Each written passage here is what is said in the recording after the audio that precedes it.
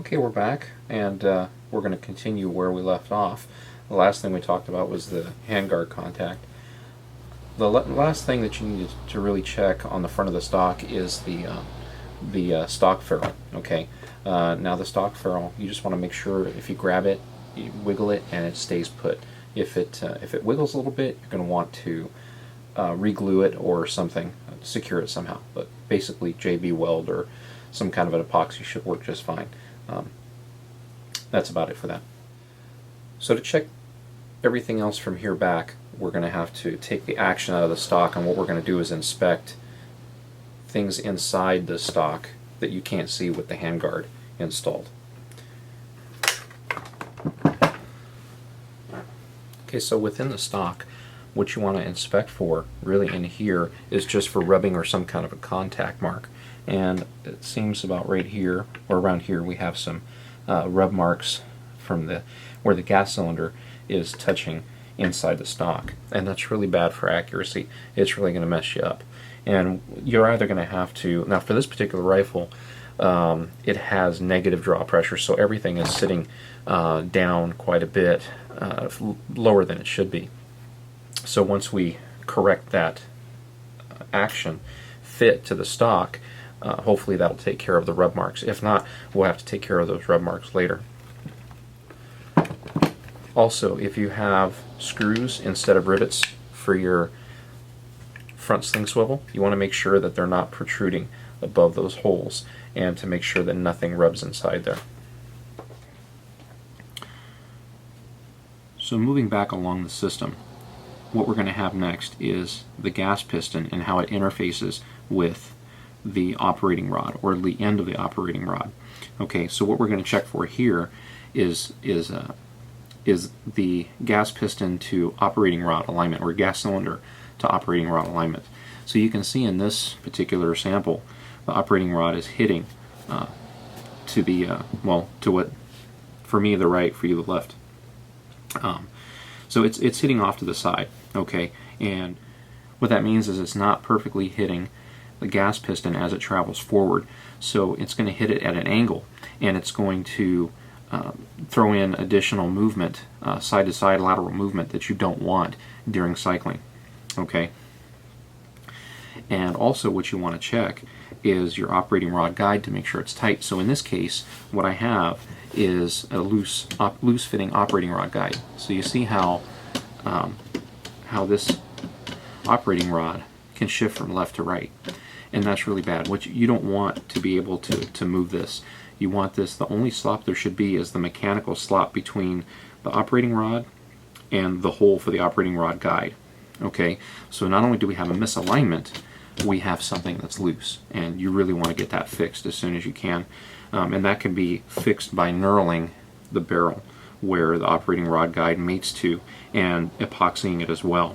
And when you do that, you want to make sure that the operating rod and the gas piston are perfectly aligned when you do all that stuff. Okay, now I'll also take the time to explain that if you have a rifle that has been hitting an operating rod, that the operating rod has been hitting the piston off center, what eventually you're going to happen, and let me get an example. Okay, so if your operating rod hits the piston off center, what's going to eventually happen is you're going to get uneven wear, and you're going to have one spot that's mashed and the other spot that's not. Okay, so if you fix this misalignment, what you want to do is basically, and what I'll do is I'll just illustrate it with a piece of paper here. What you're going to want to do is basically put some sandpaper, okay, in between. So you want to retract the operating rod a little bit, put some sandpaper there, okay, and then just run it side to side. Okay, you want to just run it back and forth, and what that'll do is that'll sand, and you want the sandpaper on the piston portion. Okay, so you don't want to sand the operating rod, you want to sand the tail of the piston. And once you have it all aligned, if you move the sandpaper side to side, what that'll do is that'll grind off the high spots, and it'll make sure that you're getting full even contact along the whole face of the gas piston. Okay. Okay, so something else to be aware of when you're checking the operating rod alignment is, especially this can cause problems sometime with the if you're using a National Match spring guide, one that's really big and fat, okay, versus the flat stamped one. And with the flat stamped spring guide allows a lot more wiggle room and a lot more play. But what guys like to do is I like to add this this big fat spring guide, which really smooths out the action. But what it does is it doesn't allow the spring to move around as much and center itself in the tube. Okay, and so this guide is held in place by this pin, okay, and this slot. So when this moves, when this operating rod moves side to side, what you'll see is you're changing the entry point, okay, by a little bit. So if you're all the way to one side and you pull your action back, you can get, some people might get a springy action or something, especially if that hole is either undersized, or if they're using a Chinese spring and that spring happens to be a little oversized. What you're going to get is more ratcheting as you move this back. Instead of a smooth action, you're going to get a kinky rattling motion, or it'll sound like something's grinding in there. Okay, so that's something else to look out for. I haven't really seen this be the root cause of those kinds of problems, but it's just something to think about. Okay, so if you're having problems, change back to, you either get this fixed, and if that doesn't fix it, check your spring size, and or just go back to a flat spring. Yeah. Okay, so about the last thing to really check along the whole barrel and operating rod assembly before we get to the receiver is actually just checking inside the handguard, okay, and look for rub spots where under recoil that the handguard could be rubbing the barrel. So you have to look for contact marks along the barrel. Now this spot's always going to have a contact mark because that's where the clip goes around, so don't worry about that one.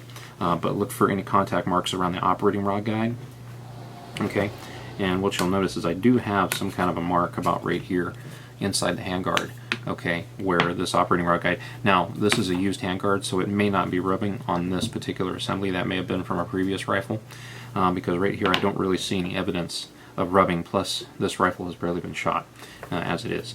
Okay, now, and also one other thing you can check when you install the handguard is if you look up here at this front end, if you have some rubbing back, you may be able to glue this up with some high temperature silicone or some kind of a high temperature RTV, okay, or just some kind of an epoxy. Some people choose to do that, go that route. Or the tabs right here can actually be heated and bent up to push up this handguard up into the top of this. So pushing this up should give it a little more clearance along the barrel. You don't have to worry about it too much on a standard barrel, but sometimes if you have a heavy weight, you may have that problem along the barrel because the barrel is that much fatter all the way through up until a certain point, up until, anyway, somewhere way up here.